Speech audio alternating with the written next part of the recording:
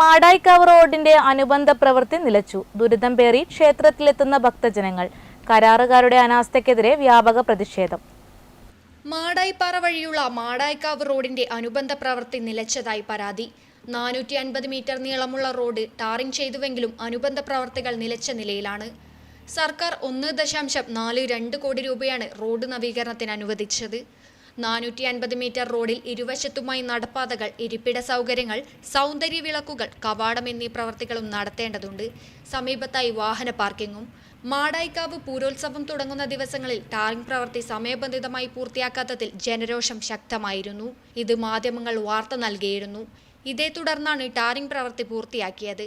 ഇതര സംസ്ഥാനങ്ങളിൽ നിന്ന് ഉൾപ്പെടെ എത്തുന്ന ഭക്തജനങ്ങൾ ഏറെ ദുരിതം പേറുകയാണെന്ന് പ്രദേശവാസികൾ പറയുന്നു. മാടായിക്കാവിലേക്കുള്ള റോഡിന്റെ പണി നടന്നു എന്നല്ലാതെ പൂർണ്ണതയിൽ എത്തിയിട്ടില്ല. ഇപ്പോഴും റോഡിൻ്റെ രണ്ട് സൈഡിലുള്ള ഭാഗങ്ങളൊക്കെ വ്യക്തമായ പണി പൂർത്തിയാകാത്ത തരത്തിലാണ്. കാസർഗോഡ് മംഗലാപുരത്ത് ഭാഗത്തുനിന്ന് ഭക്തജനങ്ങളോട് മാടായിക്കാവിൽ ഭക്തജനങ്ങൾക്ക് വളരെ ദുരിതപൂർണ്ണമാണിത്. അതുകൊണ്ട് തന്നെ വളരെ പെട്ടെന്ന് തന്നെ പണി നല്ല രൂപത്തിൽ പൂർത്തിയാക്കണമെന്ന് ഒരപേക്ഷ. ഞാൻ മനസ്സിലാക്കിയിടത്തോളം ഇത് കരാറുകാരുടെ അനാസ്ഥയാണെന്നാണ് തോന്നുന്നത്. അതുകൊണ്ട് തന്നെ ഭരണാധികാരികൾ ഉത്തരവാദിത്തപ്പെട്ടവരൊക്കെ വേണ്ടതുപോലെ ശ്രദ്ധിച്ച് പണി പെട്ടെന്ന് പൂർത്തിയാക്കണമെന്ന് ഒരപേക്ഷ.